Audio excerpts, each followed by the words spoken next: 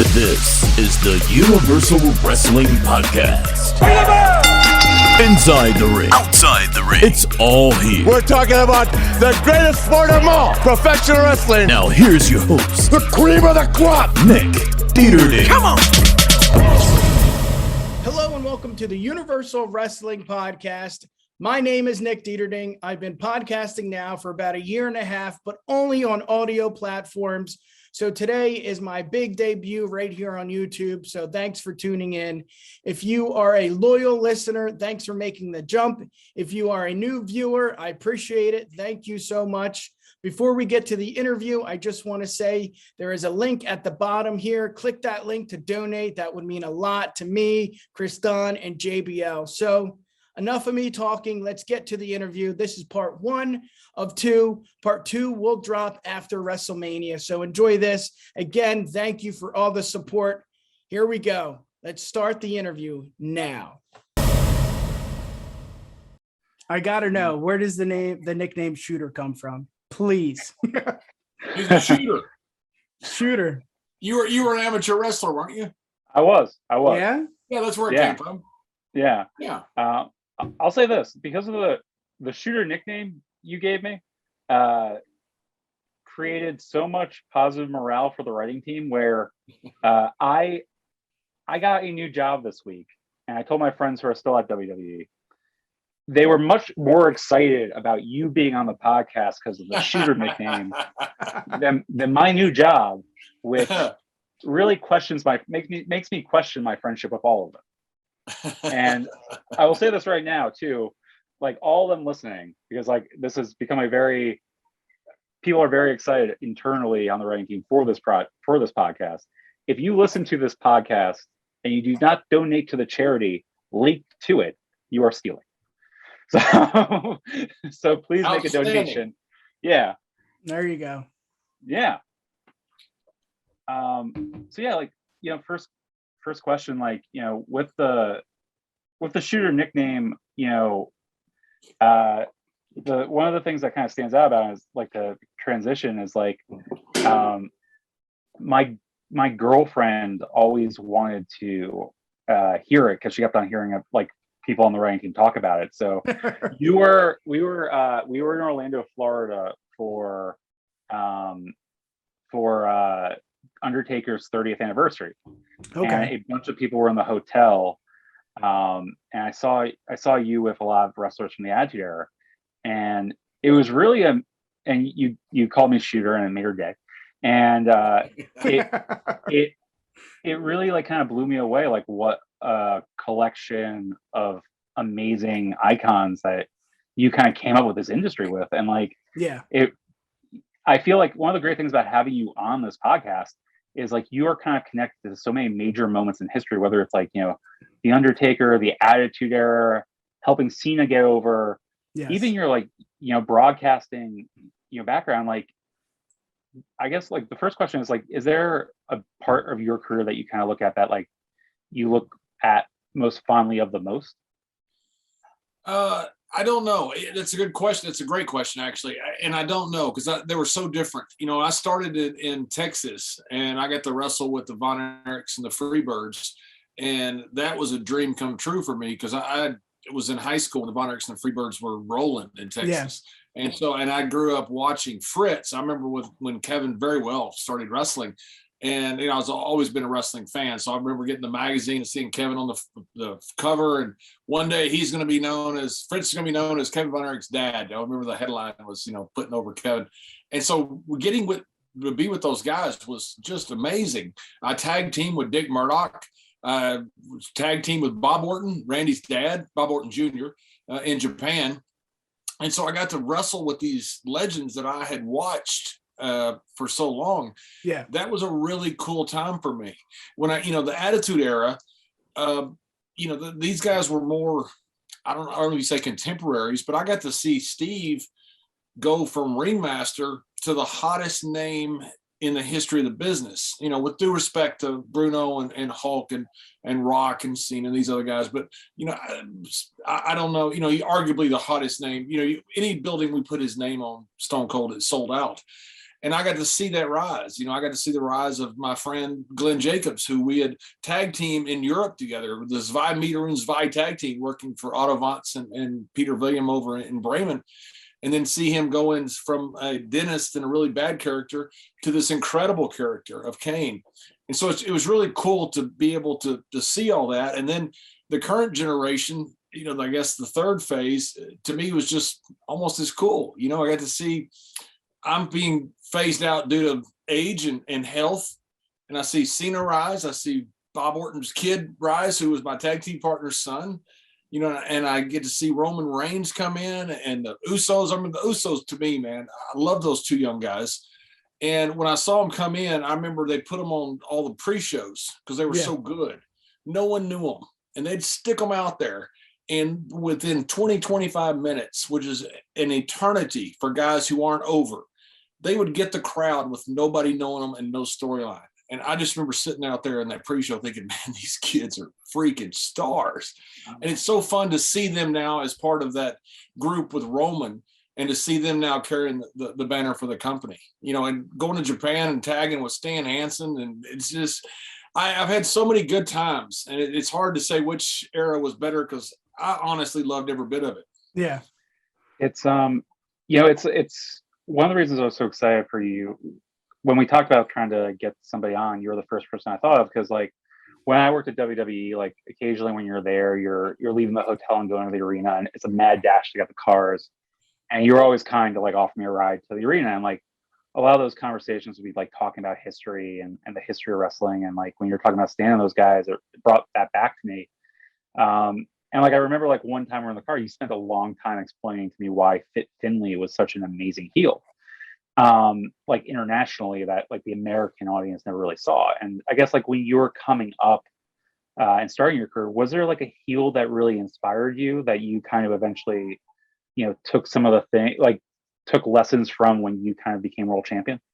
Yeah, there was a Skandar Akbar was very instrumental in helping me. So was Killer Tim Brooks, who was Dick Murdoch's cousin, and Killer tagged with Brody over in Japan as well. Killer was a terrific worker. And James Beard.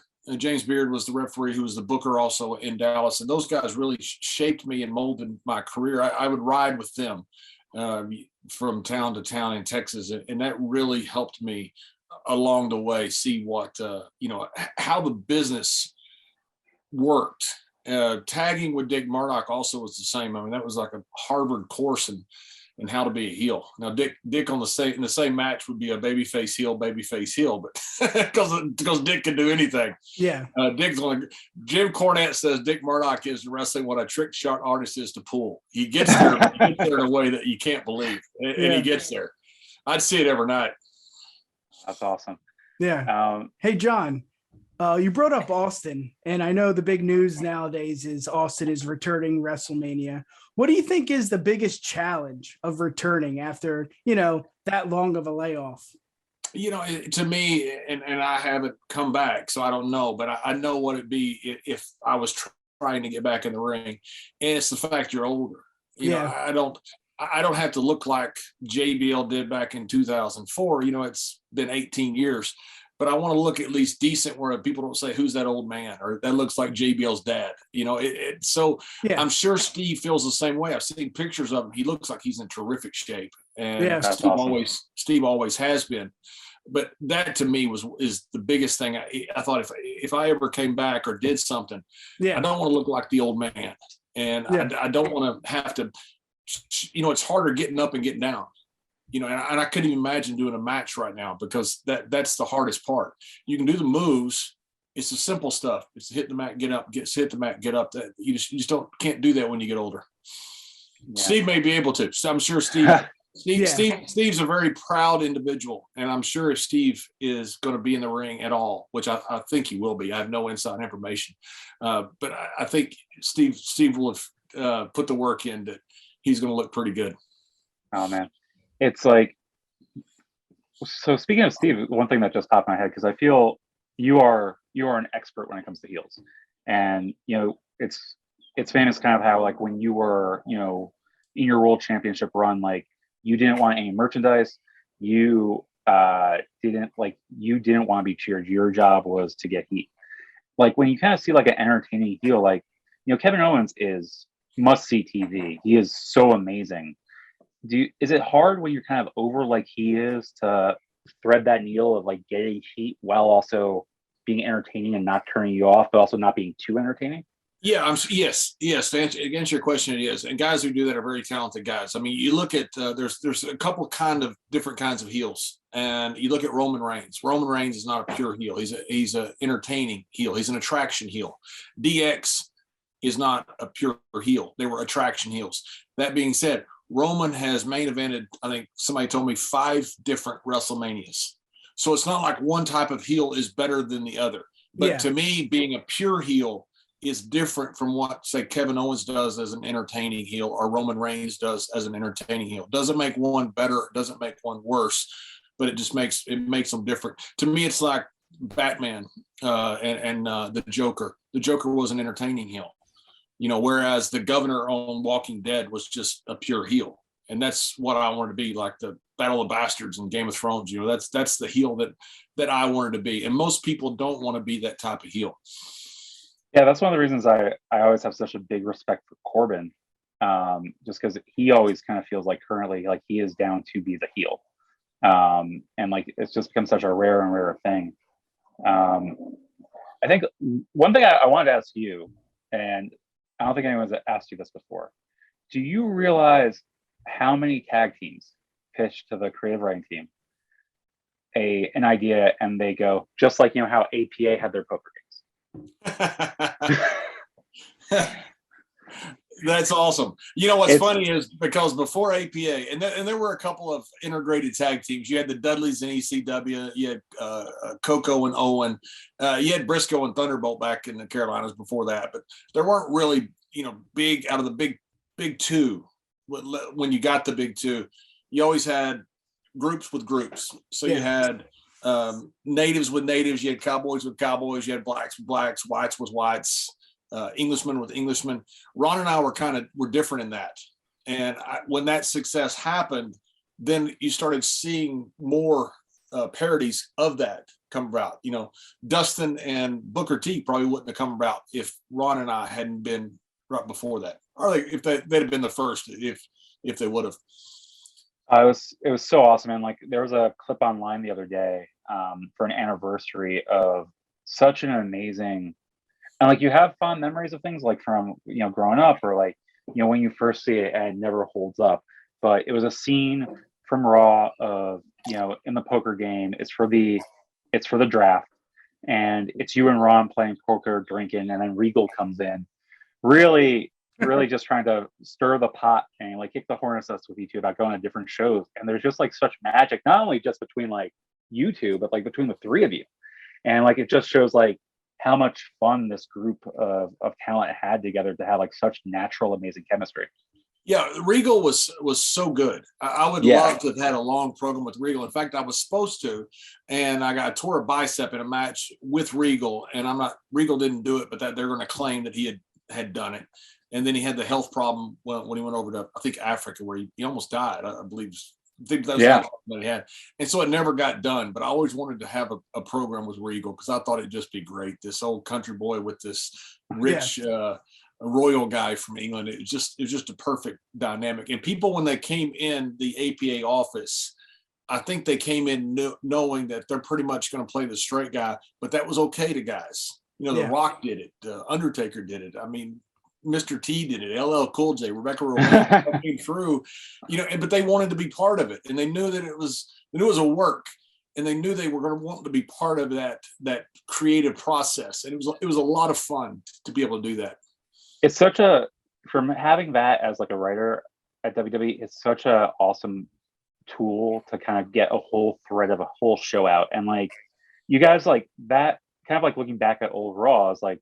You guys like were kind of like the point guard of the show at times, where like not like kind of like a scoring point guard, but kind of like a traditional Isaiah Thomas, just like moving the ball around and getting like the whole narrative of the night, having the epicenter for that narrative be at the poker game. It's so cool to kind of go back and watch that, and like it's such an underrated part of like what like kind of kept the Attitude Era going in such a strong way. Yeah, it was such an easy transition, to go from whatever you needed and to move a storyline along in a poker game instead of just a backstage segment, or which you can only do so much backstage. You got an office, you got a door, and at least with me and Ron, you got beer cans, you got cards, you got money, you got all kinds of two stupid guys that are liable to say anything. Oh man, when you guys in that clip that was with Regal, when you're both talking about how you were drafted by NFL teams, I lost it. And Regal has that like shitting, like that I just smell shit look on his face. It's so great. Yeah, we had a lot of tag teams pitched out. The best one I heard, and like I tried to advocate for it, was the Viking Raiders had one. And like those guys are so entertaining, and like for my money, like arguably the best tag team going right now. Unfortunately, it kind of got scrapped, but like it's so many tag teams want to be the APA. We had fun, and we got to do cool stuff also. We had the office, but we also got to do all the bar fights. And so we got to do some really cool stuff that was not centered in the middle of the arena. And because of that freedom that we had, we really got to do some things that were memorable. One question that I want to ask you about, because somebody asked me to ask you, R-Truth, Ron Killings, very close to him, and I was like, hey, is there anything interesting? I asked John, and he sent me about 4 audio messages on my phone about how you would rib him about his theme song. To the point where, absolutely. I still do every time I see him. Do you know that he has changed the theme song because of it? He has changed lyrics in it because of you. That's awesome. A win. Yeah, I love Truth. I don't know if he's ever told you that, but he was like, "Oh, that's great."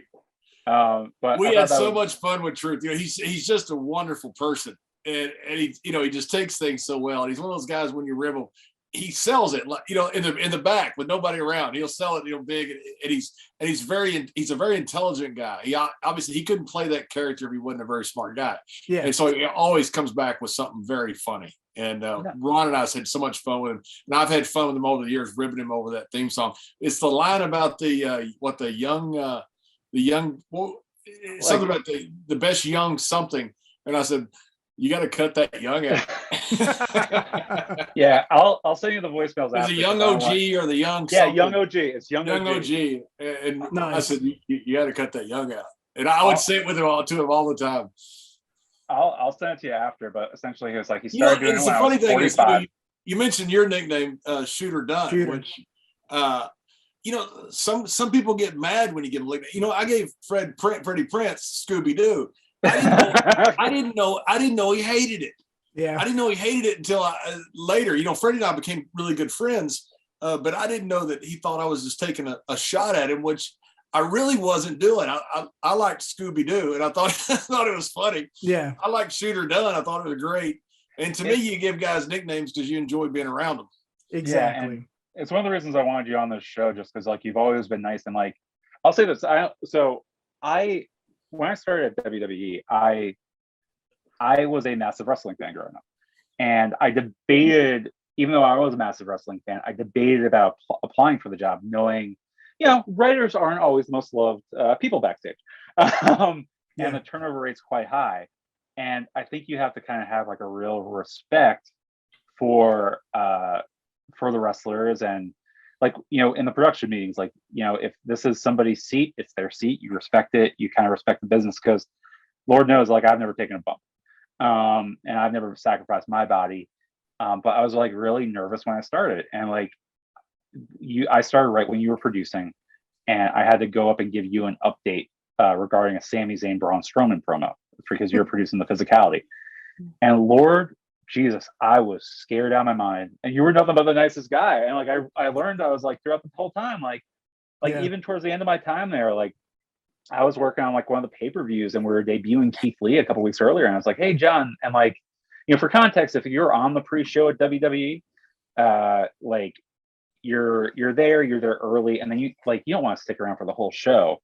So like it's a big ask to have somebody on that show stick around. And I was like, John, like, and I've had people not be happy with me for asking, but I asked John, and I was like, hey, like, do you mind sticking around doing backstage with Keith Lee to kind of like make him feel bigger than life?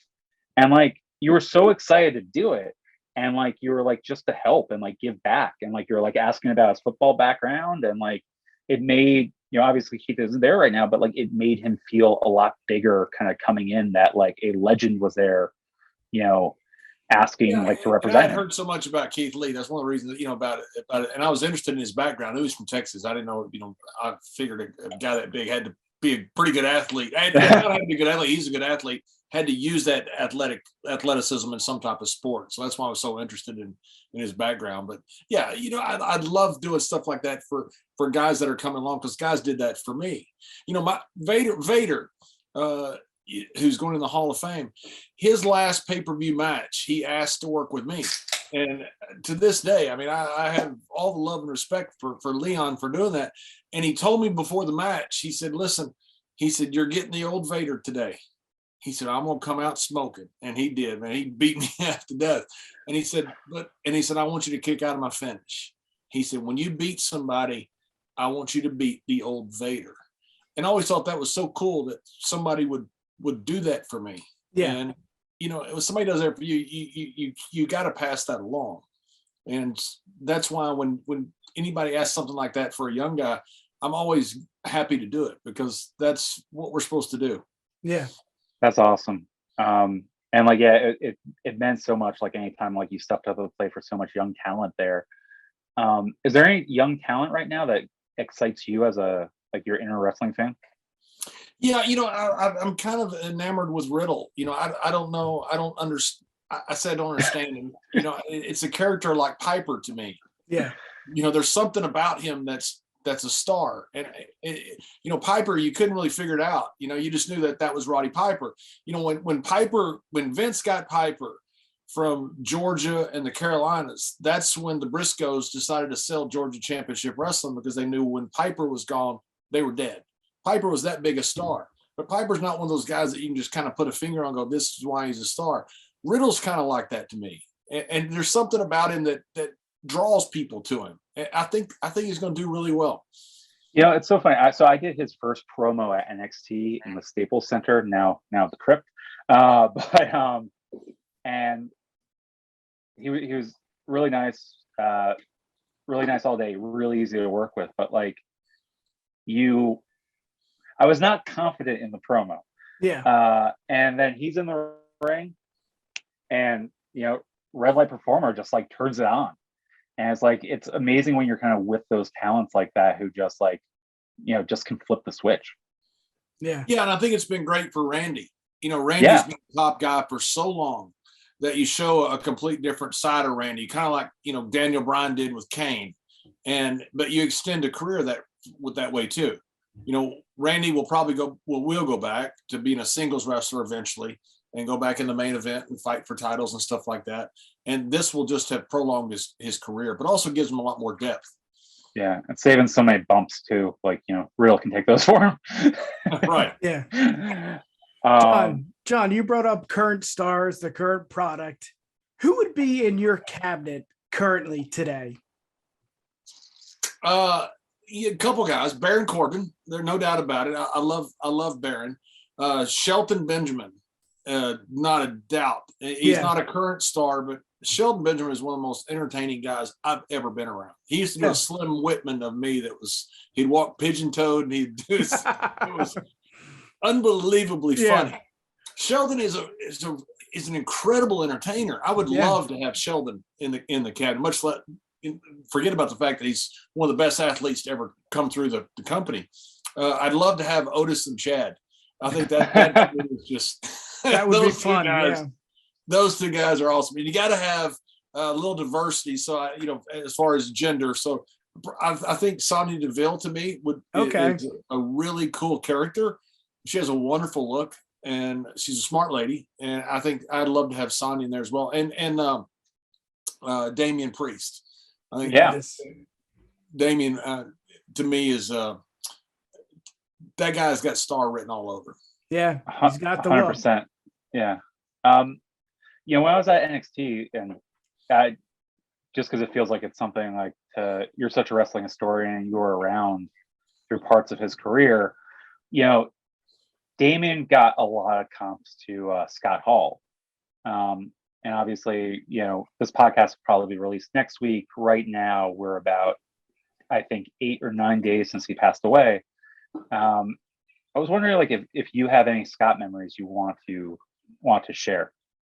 Sure. Yeah, Scott was terrific to me. People always talk about the clique, and that's such BS. There was not animosity in the locker room back in the Attitude Era, and before that, I was there. There wasn't. The revisionist history goes back and says that BSK didn't like the Canadians didn't like the clique. That's just simply not true. You had some personal issues, obviously. Brett and Sean did not like each other, which has been documented by both those guys. But as far as the crew was actually a pretty good crew. We just weren't making any money.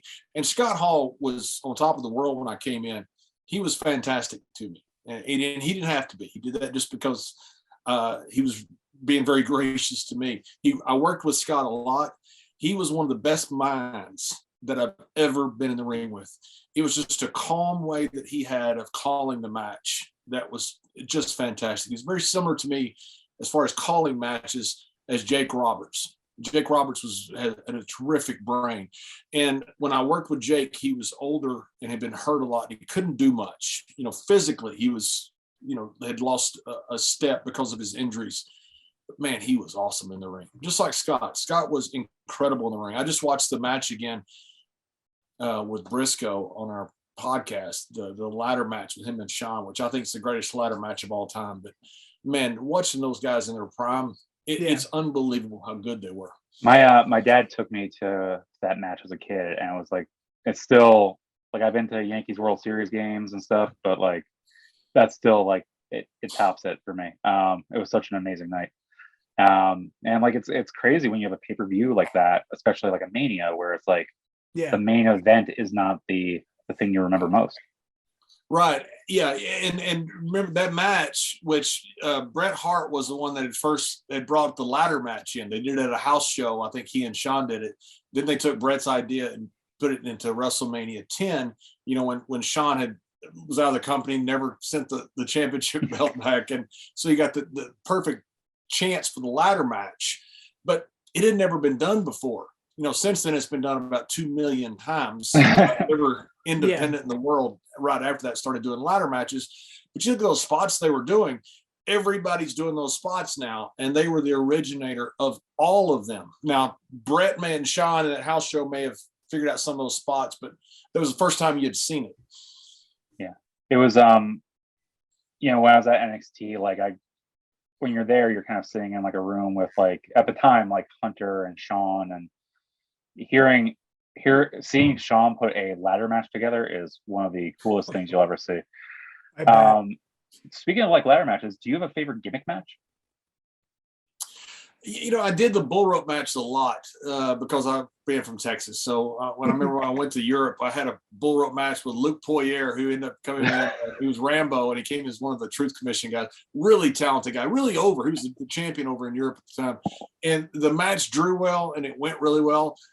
We had 3 bull rope matches in the next week because Otto thought this is great. So they just, it's bull rope match you can't do very often. You're very limited. I had the bull rope match with Eddie. And by the way, a great story on that was they're looking for a finish. And I think Dusty was with Impact Wrestling at the time, I think. And anyway, he's working for a different company. Vince told Bruce, he said, call Dusty and get a finish. So he called Dusty and Dusty gave us that finish. That's great. That's so awesome.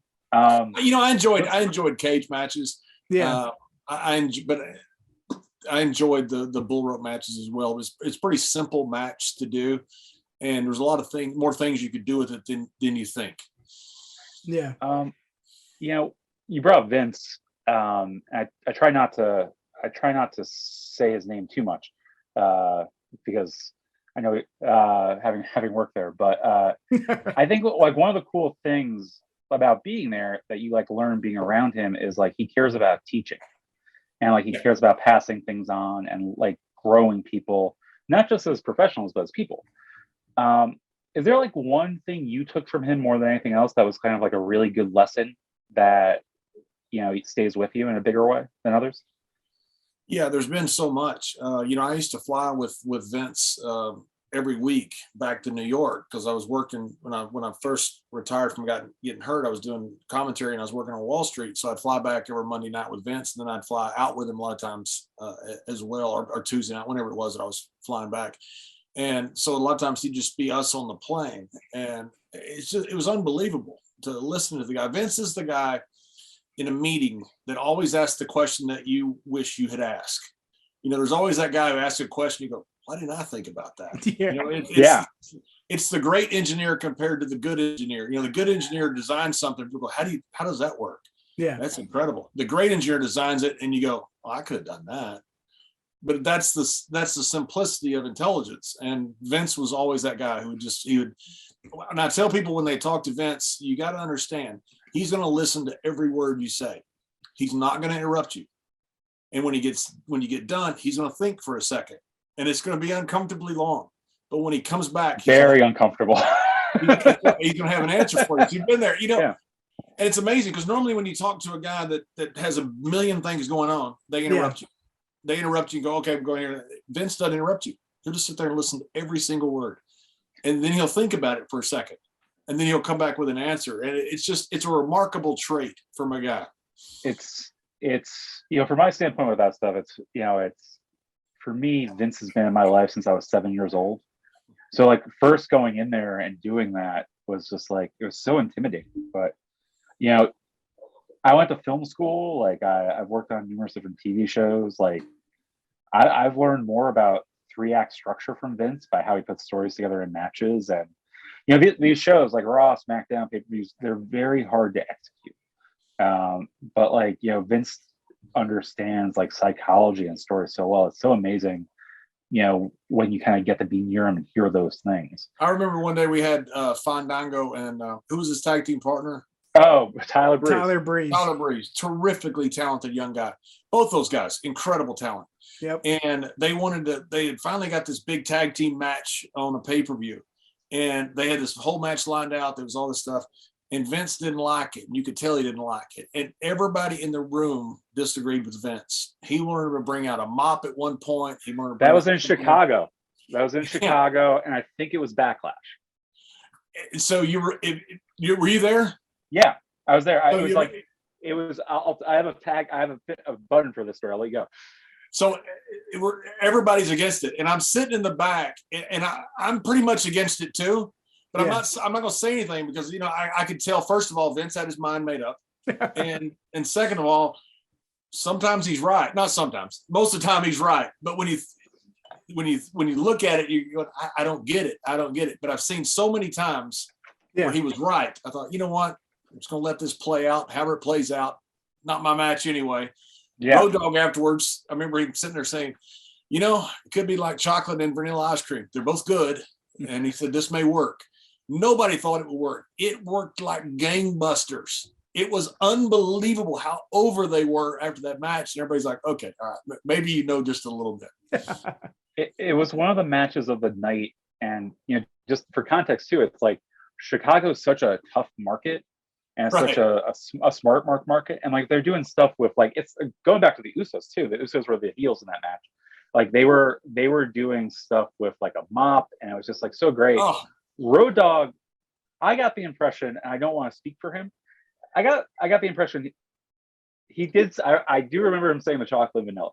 I also remember him not being happy. Most people weren't. Yeah. I mean, almost the whole room that spoke up disagreed with Vince. Yeah. Disagreed completely with Vince. And they were saying stuff like, hey, these kids finally got a chance. They're both great workers. Let's let them have this match. And Vince just, nope, this is what we're going to go with. Yeah. And I remember Road Dogg after the match, he was like, you know what? I was wrong. He was right. It was really an amazing thing. And like, it kind of goes back to like, when I started the company, a lead writer at the time told me a story, like he was there as the Yes chant was getting over. And, it was like the hottest thing in the company. And Vince wanted to stop doing it. And he's like, what are we doing? It's like, it's the best thing we have. And then it got even more over by not doing it. And he has such like a good sense of psychology. Yeah. He would always tell me when I do commentary, when I first started, he'd say, John, it's not radio. You don't have to tell them it's a drop kick. You don't have to tell them it's a Saito suplex and show off that you know what it was. Yeah. Because people can see that. They need to know who this character is and why they should care about him. And once you realize that, then you understand Vince's mindset for commentary, which to me always made sense.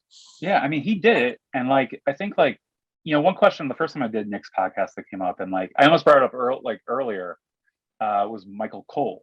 Yes. And when we're talking about our Truth, because like we did a 24/7 thing at Christmas, and Truth, speaking about how smart he was, like we wrote a joke where Santa say was going to give him Cole, and like Truth yelled back, "Nobody wants no more Michael Cole." But Truth is the best. Yeah. When I see him come on TV, I love it because I love Truth. Yep. We were talking about it today. Like we were talking about we had like a good talk today, and like our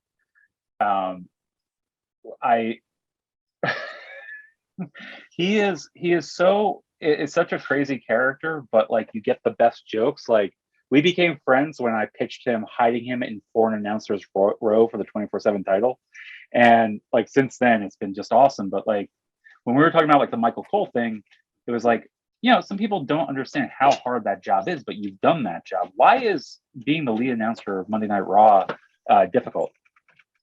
It's completely different from sports. In sports, you want to be a step ahead. You want to say that a free safety's walked up, that frees up the Mike linebacker to blitz, because that opens up the audience into what potentially could happen. In wrestling, you don't want to say, hey, I think that's the Undertaker coming. You want to be a step behind because you want to let the audience realize what's going on, because it'll mean so much more to them. That's why announcers will say what seems to be really stupid stuff. Who is that?